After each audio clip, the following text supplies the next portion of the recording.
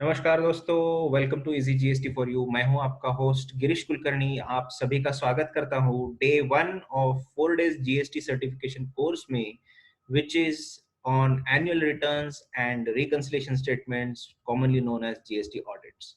तो आज का जो पहला दिन है हमारा, that will be about the basics of annual returns and reconciliation statement.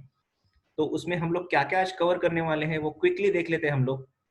First and foremost, legal provisions around the area of annual returns, कौन से सेक्शंस रूल्स एप्लीकेबल होते हैं। उसके बाद applicability of and which forms which are to be used for annual returns.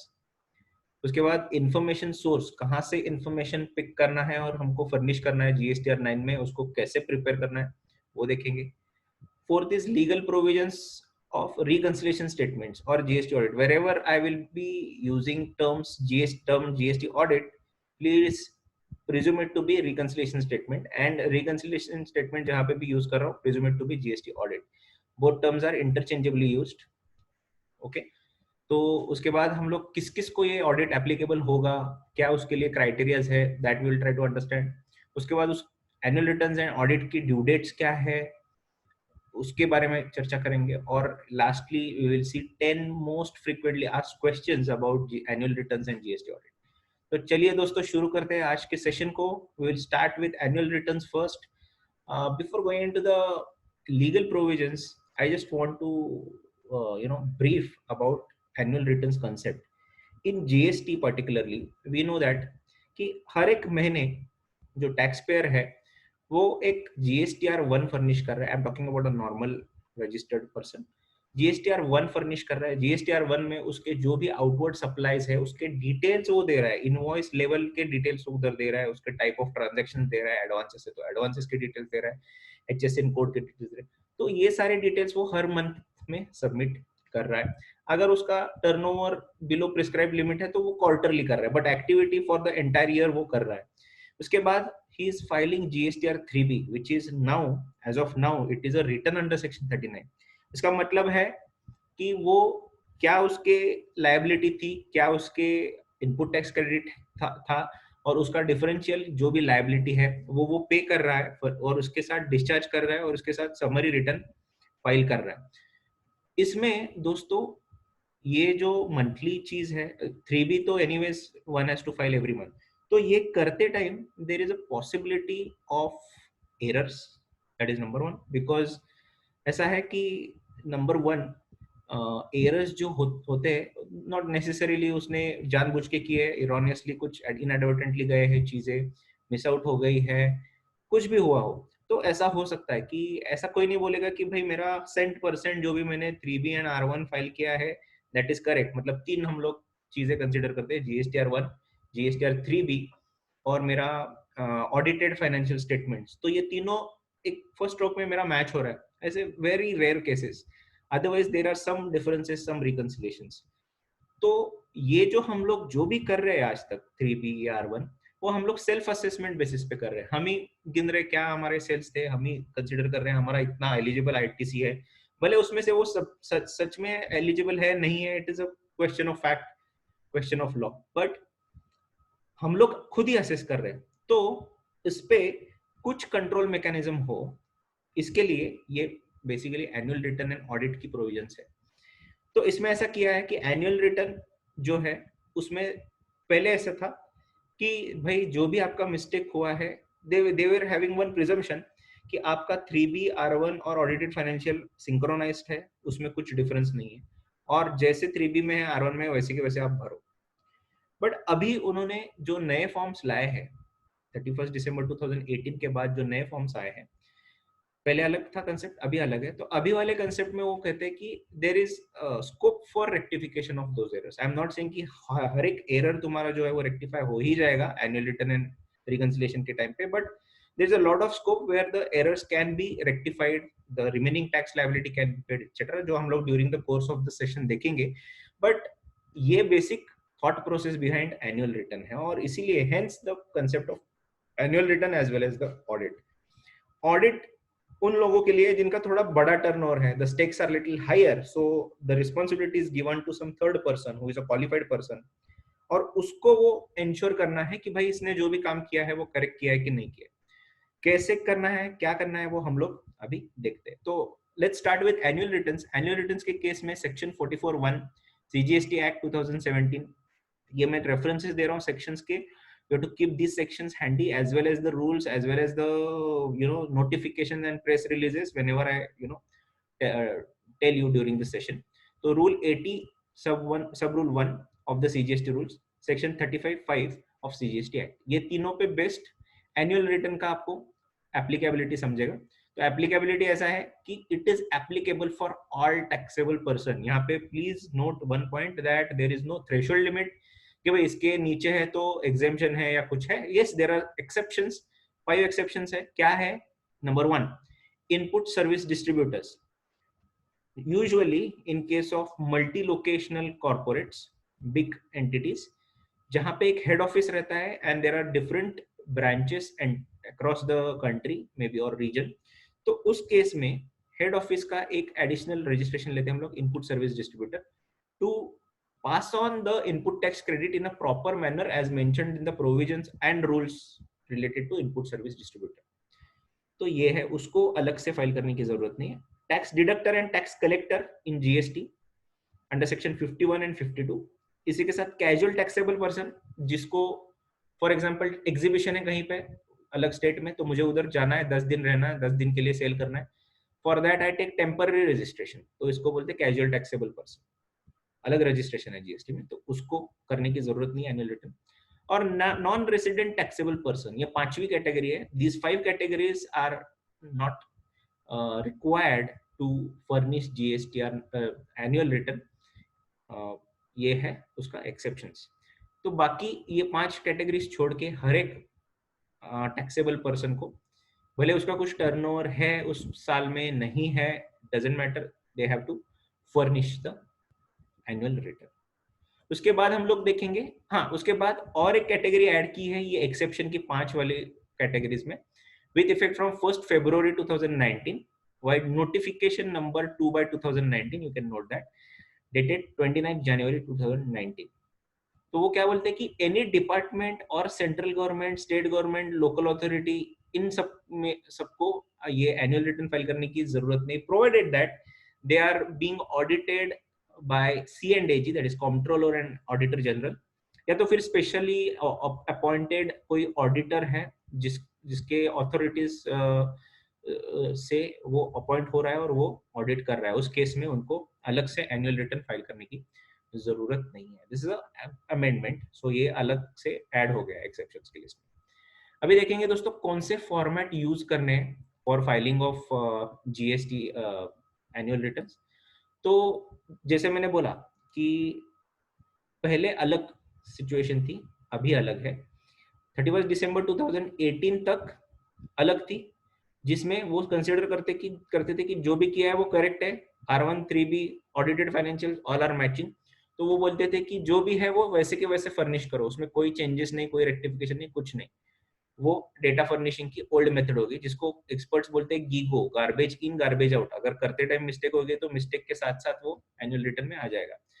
But notification number 74/2018 आया, पहले वाला जो था फॉर्मेट वो दैट वाज मेंशन्ड इन 39/2018। अभी किसी को अगर जानना है कि पहले वाले फॉर्मेट्स में क्या था, उस एनुअल रिटर्न की रिक्वायरमेंट्स क्या थी, और उसको कंपैरेटिव एनालिसिस करना है कि आज के तारीख में क्या है, इसमें क्या बदलाव हुए हैं, तो दोस्तों हमारा पुराना एक अक्टूबर 2018 वाला एक वीडियो है, जिसकी लिंक मैं ऊपर यहाँ पे दे रहा हूँ आपको, तो वो लिंक आप फॉलो कर सकते हो। उधर क्लॉज बाय क्लॉज एनालिसिस है of the old annual return, तो आप वो देख सकते हो। लेकिन नोटिफिकेशन 74/2018 आया, जिसके बारे में हम कल और मतलब 2 अगले सेशंस में बात करेंगे कि उसके जो फॉर्मेट्स है उसमें वो न्यू फॉर्मेट्स आ गए, और वो न्यू फॉर्मेट्स में there is now scope for correction of certain mistakes those might have happened at the time of filing GSTR 3B and GSTR 1. I'm not going into the details now कि 3B में और R1 में क्या file किया था, कैसे किया था।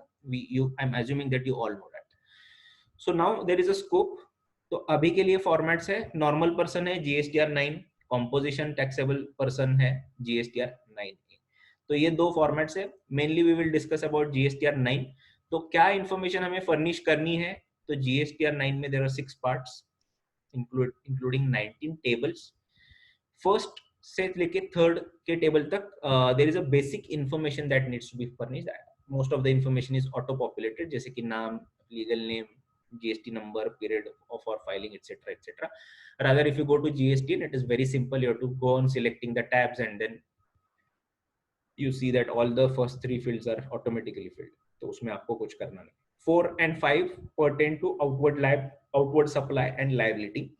इसमें taxable क्या क्या इसमें अभी कैसा है, इसमें इनवॉइस वाइज डिटेल्स नहीं मांगे उन्होंने. The information which is to be furnished is in totality form, और टोटलिटी में लेकिन बाइफरकेटेड फॉर्म में दी है. B2B कितना है, B2C कितना है, क्रेडिट नोट्स कितने हैं, टैक्सेबल कितने हैं, एग्जेम्प्ट कितने हैं, जीरो रेटेड क्या है, ये सबकी इन्फॉर्मेशन वहां पे फर्निश करनी है. 6 to 8 is related to input tax credit, जैसे कि 6 में नॉर्मल क्या है, ITC नॉर्मल कितना है, रिवर्स चार्ज का कितना है, एक्सेट्रा एक्सेट्रा. 7 में रिवर्सल्स कौन से, फॉर एग्जाम्पल रूल 42 के रिवर्सल कितने हैं, रूल 37 के कौन से, रूल 42 के, वो हम लोग देखेंगे आगे चल के. तो वो है. और 8 में है कि अदर इन्फॉर्मेशन मांगी कि GSTR 2A में कितना आपका ऑटो पॉपुलेट हो रहा है, ITC एक्चुअल आपने कितना किया है, डिफरेंस कितना है, उसमें से इनएडमिसिबल कितना है, लैप्स कितना हो रहा है, एक्सेट्रा एक्सेट्रा. उसके बाद 9 इज द टैक्स लायबिलिटी, जहां पे टैक्स लायबिलिटी जो भी है और आपने जो ऑफसेट किए थे लायबिलिटीज आज तक के 3B में, उसका शेड्यूल है. The impact of 9 will result into liability which needs to be paid, which we will see at the time of day 1 of the day 2nd of the this particular session, this particular course. उसके बाद 10 to 14 में information of previous year furnishing next FY. मतलब ऐसा है, देखिए दोस्तों, कि अगर मैं 18-19 की बात करूं तो 18-19 की बात, या फिर 19-20 की बात जो अभी फाइनेंशियल ईयर खत्म हो गया, तो ऐसा हो गया कि मुझे 19-20 की फाइनेंशियल ईयर खत्म होने के बाद समझते हैं कि ये मैंने लायबिलिटी डिस्क्लोज नहीं की. तो मुझे गाइडेंस है under circular 26/2017, you can note this circular, very important. तो उसमें वो बोलता है कि आपका एरर हो गया, हाउ कैन यू रेक्टिफाई. जिस मंथ में आपको अंडरस्टैंड हो रहा है, आपको आइडेंटिफाई हो रहा है कि एरर हो गया, उस महीने में देखो आप अगर वो एडजस्ट कर सकते हो, लायबिलिटी पे कर सकते हो तो पे करो और उसको रेक्टिफाई कर दो. तो ये मुझे सितंबर तक अलाउड है कि मैं पिछले साल के जो भी है वो एडजस्ट कर सकता हूँ in terms of input tax credit also. तो ये किए होंगे, लेकिन जब मैं 1920 का एनुअल रिटर्न फाइल करूंगा तब मुझे अलग से दिखाना है कि मैंने 1920 के रिटर्न्स में कितना दिखाया और मैंने 2021 के रिटर्न्स में 1920 रिलेटेड कितना दिखाया, जैसे मैं अगले साल में दिखाता हूँ. तो दैट इज फॉर 10 to 14. 15 में demands and refunds. During the year demands कितने आपके अगेंस्ट ऑर्डर फाइनल हो गए, जितने रिफंड्स, कितने ऑर्डर्स आपने अप्लाई कितने का किया, रिजेक्ट कितने हो गए, एक्सेप्ट कितने हो गए, मिल कितने गए, etcetera etcetera. 16 to 19 other information है, जिसमें काफी सारे कॉम्पोजिशन के है, डीम्ड सप्लाई के है इन्फॉर्मेशन, HSN कोड इनवर्ड और आउटवर्ड के रिलेटेड है. उसके बाद वेरिफिकेशन आता है. Verification is a very normal verification, is a declaration by the tax payer and then he submits it. तो ये है overall the format of GSTR 9. You will understand this more when we will all go through the entire format of GSTR 9 in the corresponding lectures. अभी source of information, इसमें सब में information furnish तो करनी है, ठीक है, चलो मुझे ITC की इन्फॉर्मेशन, आउटवर्ड सप्लाई की, टैक्स लायबिलिटी, लेकिन my problem is that my information in different sources is different. Because मेरा 3B में let's say 100 is the outward liability which is shown, outward tax liability. मेरे R1 में गई है 105, ठीक है, और मेरे बैलेंस शीट मतलब जो ऑडिटेड फाइनेंशियल है उसमें 110 गई है, विच इज करेक्ट. तो 110 इधर है, R1 में 105 दिखाई है, 3B में 100 दिखाई है, मुझे दिखानी कौन सी है इधर GSTR 9 में एनुअल रिटर्न में, which one I have to furnish as a liability. Same is the case with input tax credit. तो इसमें काफी कंफ्यूजन था पहले, लेकिन 3 जुलाई 2019 को प्रेस रिलीज आया है CBIC की तरफ से. you have to keep this press release handy because इसमें काफी सारे डाउट्स जो है वो क्लियर किए हैं. Ideally, information in Form 1, 3B and Books of Accounts should be synchronous. वो कह रहे हैं वो सही है कि 3B, R1 और Books of Accounts में deviation नहीं चाहिए. It should be all at the same page. But if there is a difference, तो उस केस में क्या है? If the same does not match, there can be broadly 2 scenarios. एक है tax was not paid to the government, दूसरा है tax was paid in excess. एक तो कम पे किया तो ज्यादा पे किया. अगर कम पे किया है the same shall be declared in the annual return and tax should be paid. Annual return में डिक्लेयर करो, एनुअल रिटर्न के साथ साथ या अलग से टैक्स पे करो। उसको कैसे करना है वो मैं बताता हूँ आपको सेशंस में। उसके बाद अगर दूसरा केस है, मतलब टैक्स एक्सेस पे किया है, तो इंफॉर्मेशन फर्निश करो एनुअल रिटर्न में उसके रिलेटेड एंड रिफंड क्लेम करो इन RFD 01A इफ एलिजिबल, ऐसे कहता है वो। तो उसको रिफंड मैकेनिज्म से जाके ज्यादा वाला टैक्स क्लेम करना पड़ेगा। तो these are the two things. तो इसका मतलब क्या है, कौन सा फॉर्म यूज करना है, तो एक्चुअल लायबिलिटी जितना है उतना हमको फर्निश करना है। और आईटीसी के केस में थोड़ा सा अलग है, वो मैं आपको आईटीसी के टाइम पे एक्सप्लेन करूंगा, लेकिन लायबिलिटी के केस में it is very clear that जो एक्चुअल लायबिलिटी है, भले इन तीनों में भी नहीं है वो, तो वो तुमको आपको फर्निश करनी है। और उसके साथ अगर उसमें से 3B में let's say it is not paid, अपने पहले वाले एग्जांपल में 100, 10, 110 एंड 115 है, तो 100 पे किया 3B के साथ, 15 आई विल हैव टू पे along with the annual return. So that is the case. Let's reassess this case when we go to the respective schedules of GSTR 9. As of now, to explain the concept, source of information should be the actual source backed up with whatever has been paid or claimed in GSTR 3B. Okay. So going ahead, reconciliation statements पे आएंगे अभी, जिसको हम लोग GST audit कहते हैं। तो reconciliation statement के लिए जो रेफरेंसेस है वो 35(5) और 44(2) ये सेक्शन है सीजीएसटी एक्ट के, और रूल 80 सब रूल 3 ऑफ सीजीएसटी रूल्स 2017। अभी इस केस में एक कंफ्यूजन था कि जो वर्ड यूज किया है 35(5) में, that is turnover. Okay, turnover word is not defined anywhere in the act, but turnover in the state is defined in the GST act. Versus 83 सब रूल 3 में जो वर्ड यूज किया है दैट इज एग्रीगेट टर्नओवर। तो इसमें कौन सा consider करना चाहिए, बिकॉज फर्स्ट ऑफ ऑल देखिए, रिकंसिलिएशन स्टेटमेंट उसको ही एप्लीकेबल होता है जिसका लिमिट क्रॉस होता है, थ्रेशोल्ड क्रॉस होता है ऑफ एग्रीगेट टर्नओवर या टर्नओवर। ये था कंफ्यूजन। तो उसमें प्रेस रिलीज आया है 3 जुलाई 2019 चाहिए इधर, it is a typo error. 3 जुलाई 2019 को सीबीआईसी से प्रेस रिलीज आया है, जिसमें पॉइंट आई है उसमें कहा गया है कि you should consider aggregate turnover for the purpose of this calculating threshold. तो अभी एप्लीकेबिलिटी पे आते हैं कि किसको एप्लीकेबल है, किसको एप्लीकेबल नहीं है। ओके, तो देखिए जीएसटीआर 9 ये कॉलम में दिया है, जीएसटीआर 9C मतलब ये है एनुअल रिटर्न, ये है रिकंसिलिएशन स्टेटमेंट या ऑडिट। तो अभी एक्ट में जहां पे भी 2 करोड़ का रेफरेंस था, एक्ट में एक्ट से ज्यादा रूल में, वो रूल अभी अमेंड हो गया है। और अमेंडमेंट कैसे हो गया वो देखेंगे। तो अप टू ₹2 करोड़ जीएसटीआर 9 का फाइलिंग ऑप्शनल है।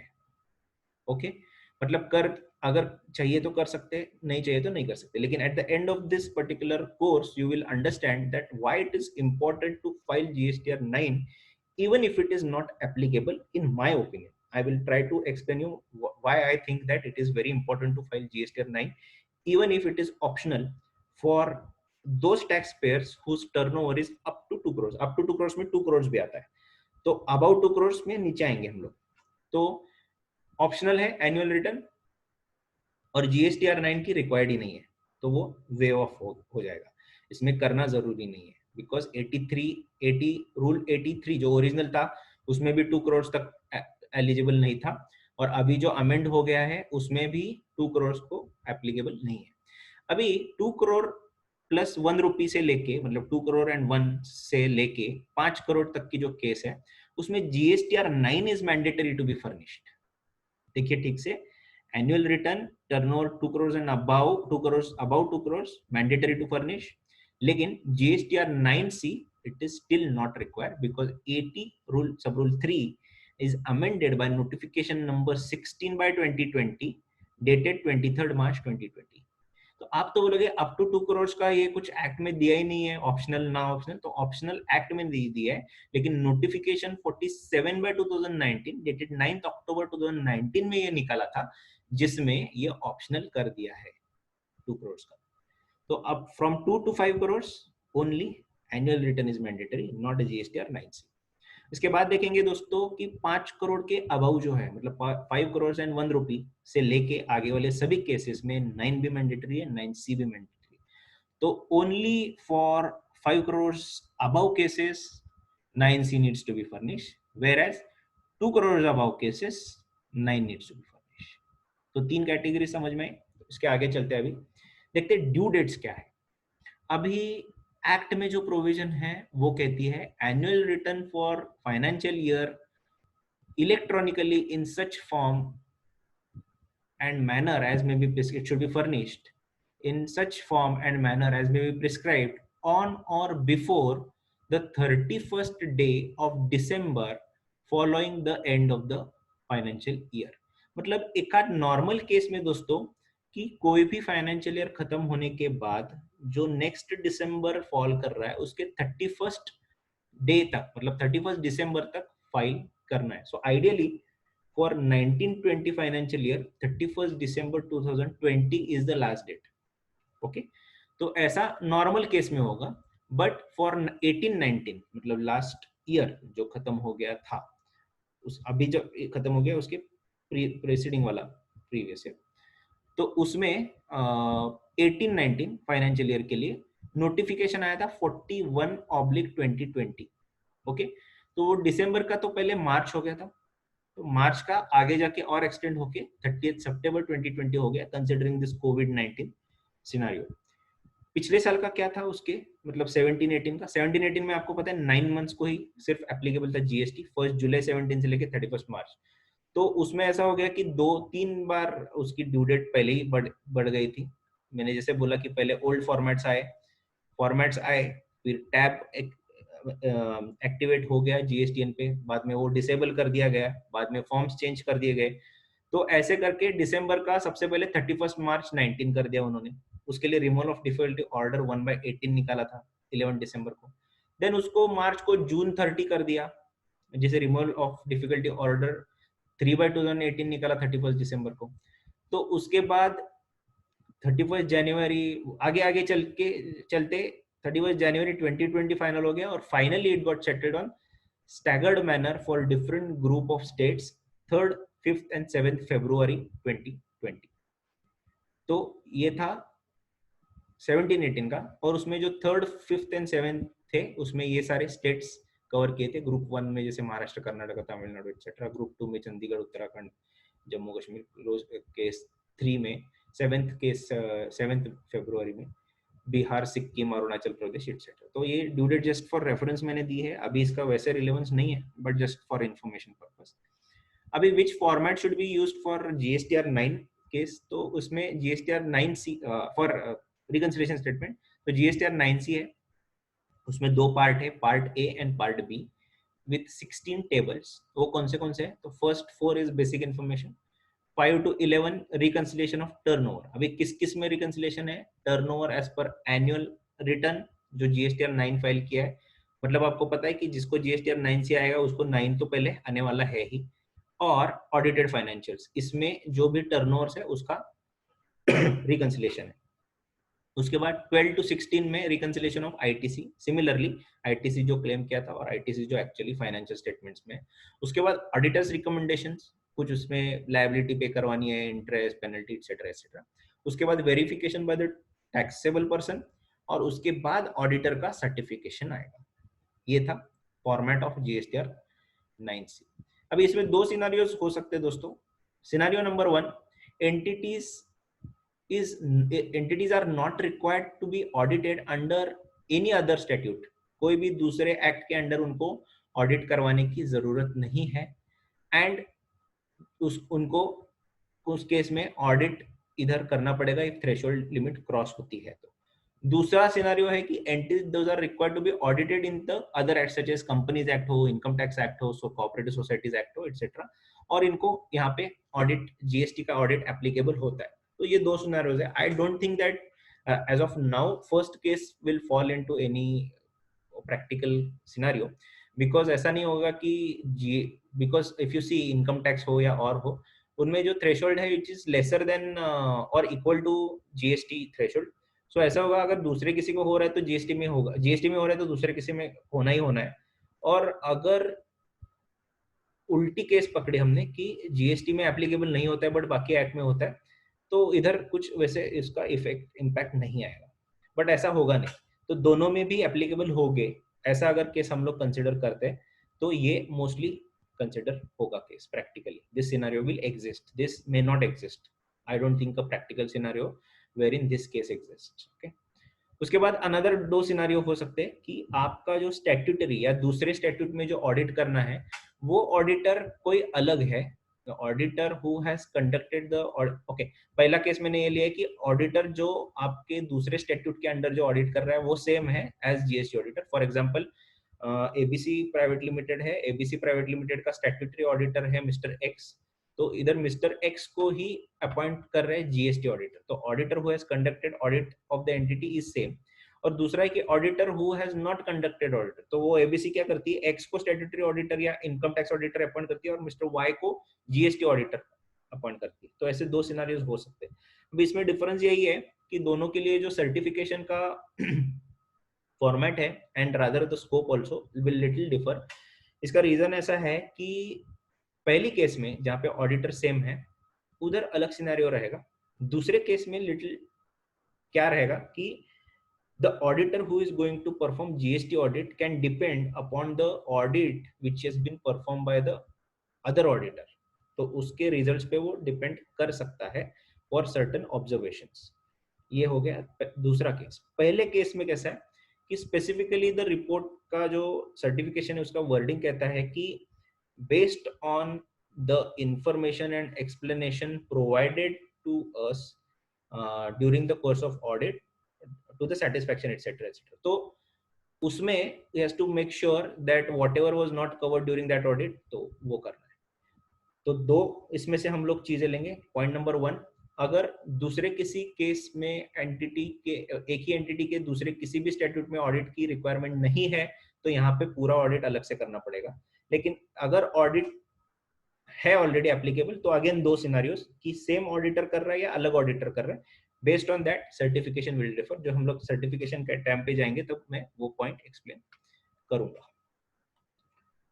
उसके बाद फ्रीक्वेंटली आस्क्ड क्वेश्चंस लेंगे दोस्तों. जीएसटीआर 9 एंड 9C के बारे में जो फ्रीक्वेंटली आस्क्ड क्वेश्चंस है वो लेंगे quickly. First question, is GSTR 9C an audit? अभी ऑडिट का हम लोग अगर लिटरल मीनिंग देखेंगे तो 2 मिनट के लिए हम लोग literal meaning of audit side में रखते हैं. ऑडिट को जीएसटी में क्या डिफाइन किया है? तो इज इट डिफाइंड? तो yes, under section 2 clause 13 it is defined. It says audit means specific definition, scope उसको कंफर्म किया है. Examination of records, returns and other documents. इसमें रिकॉर्ड्स है, रिटर्न्स है एंड अदर डॉक्यूमेंट्स भी है. maintained or furnished by the registered person under this act or the rules made thereunder or under any other law for time being in force. अभी देखो हम लोग अगर ये कॉम्बिनेशन लेंगे कि other documents maintained by the registered person under any other act or law in time being for time being in course force, इसका मतलब है इसका स्कोप काफी वाइडन हो गया है. ये किस लिए करना है? to verify the correctness of turnover declared. Number 1 4 है चीजें, taxes paid, refund claims and ITC availed. ये 4 चीजों का करेक्टनेस हमको इंश्योर करना है. That is first part. तो second part is more dangerous. वो कहता है and assess his compliance with the provisions of this act and rules made under. मतलब जीएसटी के एक्ट में जितने भी प्रोविजंस है और रूल्स है उसका कंप्लायंस उसको चेक करना है.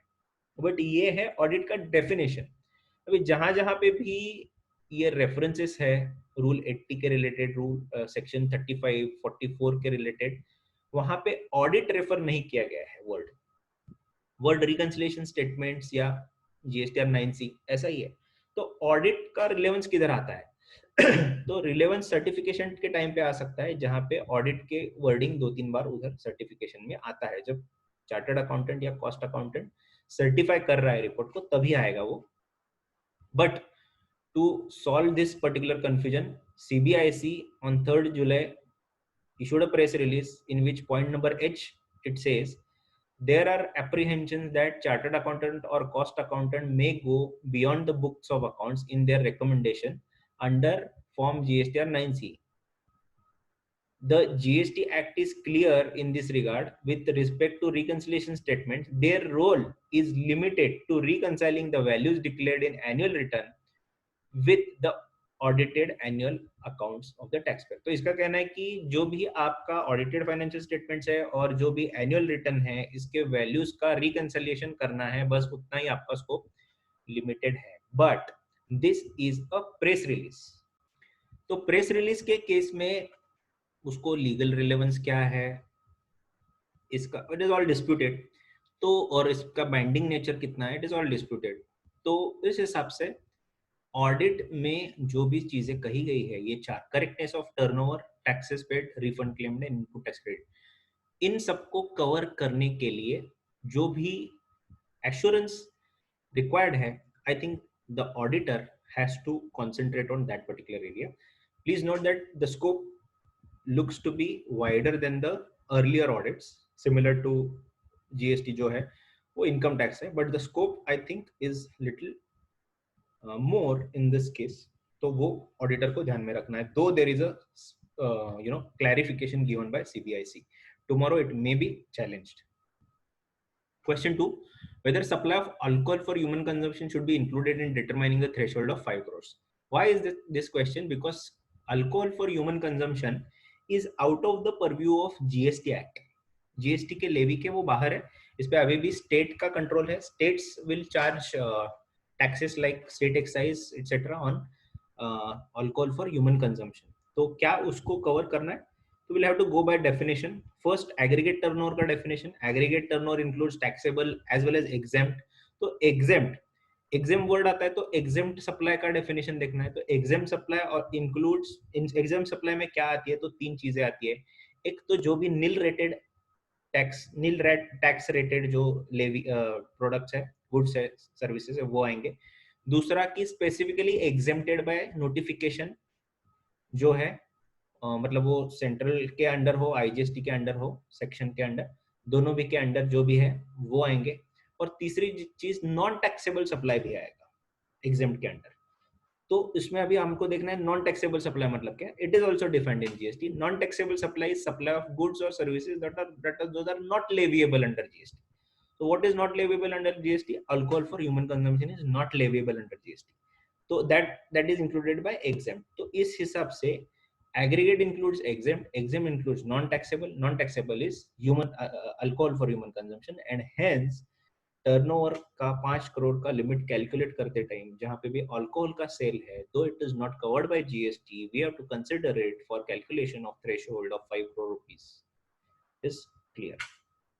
Question number 3, for calculating of limit of 5 crores, whether central, state, union, territory tax, integrated tax etc should be considered or not. Taxes को कंसीडर करना है कि नहीं.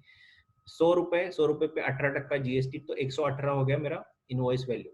इसमें से कैलकुलेशन के लिए मुझे 100 कंसीडर करना है या 18 करना है? तो simple, again go to aggregate turnover. Aggregate turnover is defined under section 26 which excludes the value of central tax, state tax, union territory tax, integrated tax and cess. So GST and compensation cess दोनों भी taxes का जो type है उसको consider नहीं करना है at the time of calculating turnover, उसको एक्सक्लूड करना है. But all other taxes which are there should be considered. ये हो गया question 3. Question 4, whether freight, insurance etc recovered from buyer to be calculated for trade. Now this is very important कि if you see the definition of composite supply under section 2, तो उसमें example ही ये दिया हुआ है कि goods are sent along with freight and insurance. तो it is a example of composite supply wherein principal supply is supply of goods and ancillary supply are supply of insurance as well as transportation. तो tax section 2 composite supply है और इसके जो section 8 है उसके हिसाब से प्रिंसिपल सप्लाई मतलब गुड्स का जो टैक्स रेट है, लेवी का जो कैटेगरी है वो डिसाइड करने के लिए बेसिकली कंपोजिट सप्लाई का कंसेप्ट है. इस पे हमारा एक अलग से वीडियो है कंपोजिट सप्लाई और मिक्स सप्लाई पे, तो उसका भी मैं लिंक ऊपर छोड़ रहा हूँ, तो अंडरस्टैंडिंग के लिए इजी रहेगा.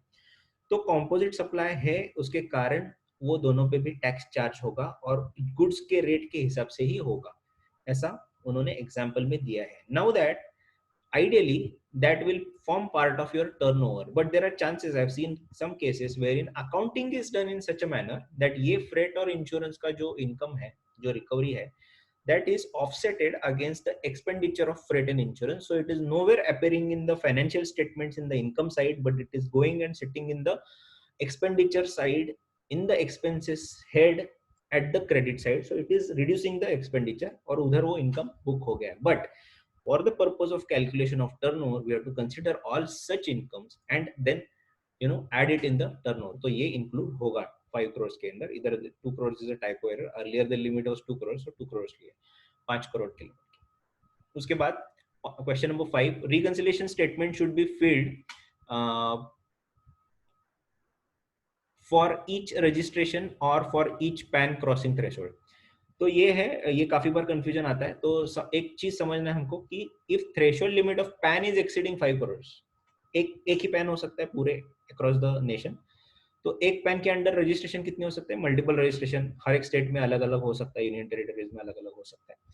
तो ये देखना है हमको कि पैन का टर्नओवर 5 करोड़ के ऊपर जा रहा है क्या. अगर जा रहा है तो हमको उसको जीएसटीआर 9 से एप्लीकेबल होगा. किस स्टेट को? तो हर एक स्टेट को एप्लीकेबल होगा. For example pan turnover 7.5 crore, 2 unit है, एक महाराष्ट्र एक कर्नाटका. महाराष्ट्र का 3.5 करोड़ है, कर्नाटका का 4 करोड़ है.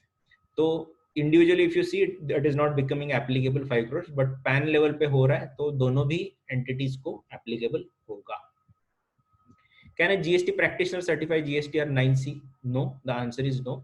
Only chartered accountant or cost accountant has given a power a power has been granted to perform audit under GST.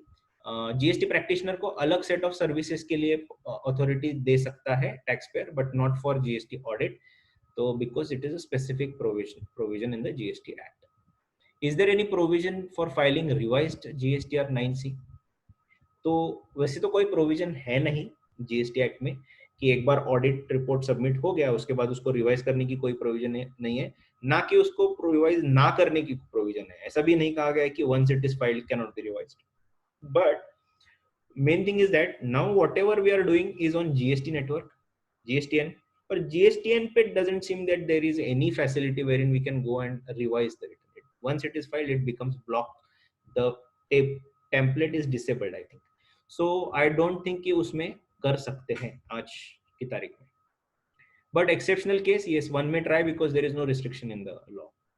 Can the internal auditor of the dealer certify GSTR 9C? The answer is no. Internal auditor cannot certify GSTR 9C as per the instructions issued by Institute of Chartered Accountants of India.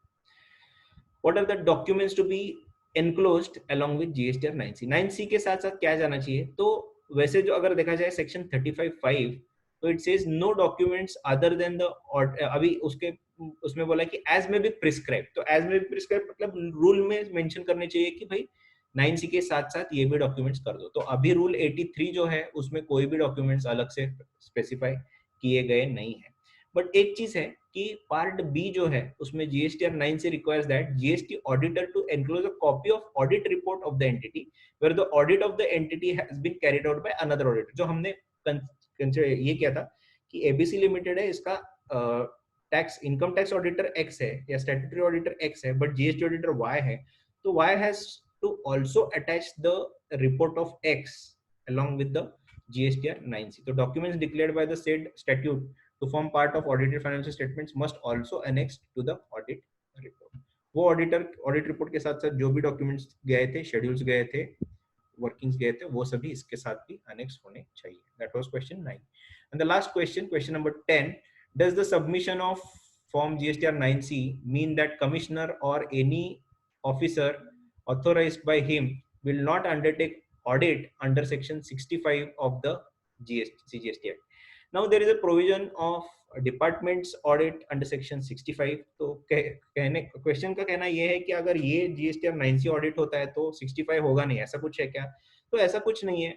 दो अलग अलग section है, section 65 है, section 35(5) है. एक जगह पे threshold based बोला गया है, दूसरी जगह पे ऐसा कुछ कंडीशन नहीं है. तो अगर उसको लगता है कि ऑडिट होना चाहिए तो डेफिनेटली हो सकता है.